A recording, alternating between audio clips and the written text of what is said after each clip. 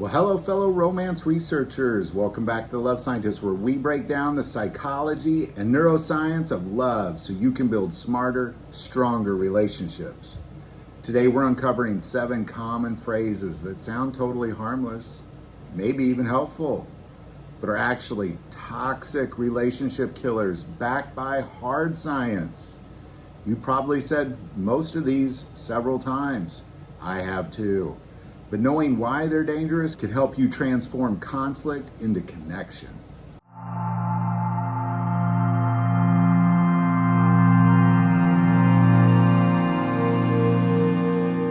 All right, get your lab notebooks out. We're going to get right to it. Phrase number 1.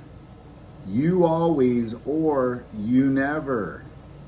You never listen to me, or you always make a mess. Why is this harmful? This is a classic example of global criticism, which Dr. John Gottman identified as one of the 4 horsemen according to the 7 principles for making marriage work by Gottman and Levenson in 1992. Using absolutes like always or never puts your partner in the defensive and shuts down dialogue. Instead, focus on specific behavior and how it makes you feel. And the reality is no matter what you're talking about, using terms like always and never aren't even accurate statements. And according to Gottman and a mountain of science, it's only gonna corrode away your relationship. All right, phrase number 2, I'm fine. Saying I'm fine when you're clearly not, why is this harmful? This is a form of emotional withdrawal, which studies link to stonewalling, another of Gottman's 4 horsemen. And according to Dr. Paul Schrodt's meta-analysis, stonewalling is one of the strongest predictors of relationship dissatisfaction. Suppressing emotions lead to increased stress hormones and poor conflict recovery, according to research from UC Berkeley. Instead, say I need a moment to process, but I do want to talk. Stonewalling your partner is only gonna corrode away at the emotional bonding that you have. Because if you withdraw emotionally every time there's a conflict, it's gonna break down trust.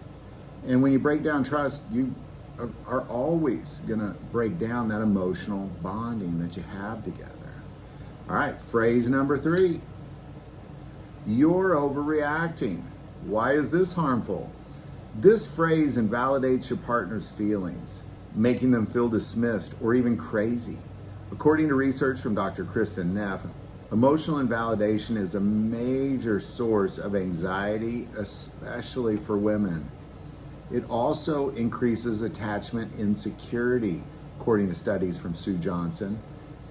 Instead, say something like, help me understand what you're feeling right now. Telling somebody that they're overreacting is only going to invalidate their feelings, diminish trust in you, and withdraw from communicating honesty to you. All right, phrase number 4, whatever. Why is this harmful? Whatever signals emotional disengagement. It's dismissive and communicates that you no longer care. This is dangerous because according to the work of Dr. Terri Orbuch, emotional connection, not problem solving, is the key to marital longevity. More so, the University of Michigan's longitudinal study also found that contemptuous communication like this is the #1 predictor of divorce. So instead, say things like this: I need a break, but I want to revisit this. All of us at times need to step away. We need to walk away from the conflict that you're in because you're getting too hot.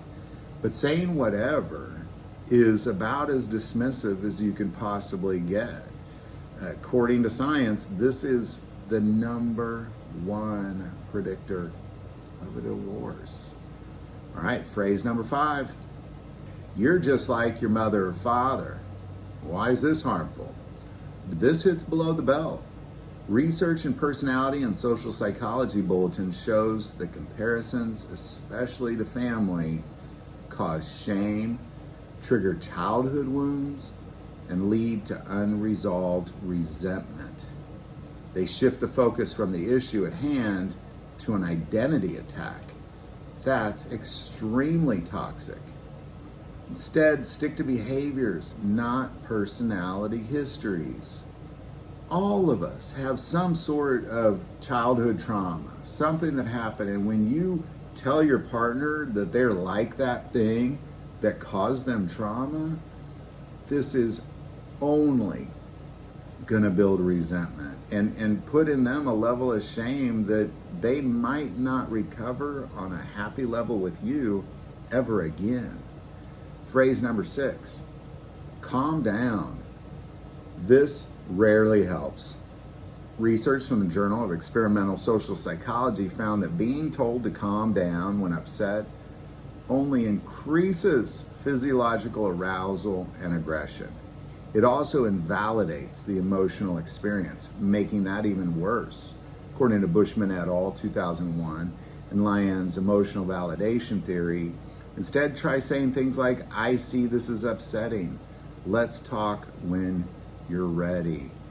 And the truth is, if you're telling somebody to calm down, chances are you'd like them to calm down. This is only going to get them more angry and more infuriated.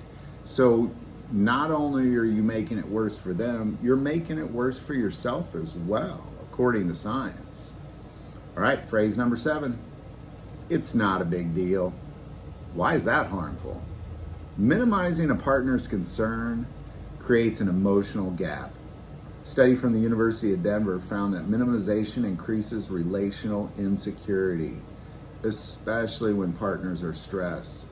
It also reduces empathetic attunement, making your partner feel unseen. According to Markman et al. 2010 and the Center for Marital and Family Studies. So instead, say things like, it may not seem big to me, but I can see it matters to you. Both of these phrases, it's not a big deal, or I see it's a big deal to you, but it's not to me, help me understand. One of them completely invalidates what they're saying. The other one validates what they're saying and validates where you're standing in this situation. Saying it's not a big deal and invalidating your partner will always lead to a corrosion of that emotional bonding. That's why all of these phrases are so incredibly toxic. So many of these phrases we say in relationships come from stress, exhaustion, or frustration, but they can have a lasting emotional impact. The good news is you can change this overnight.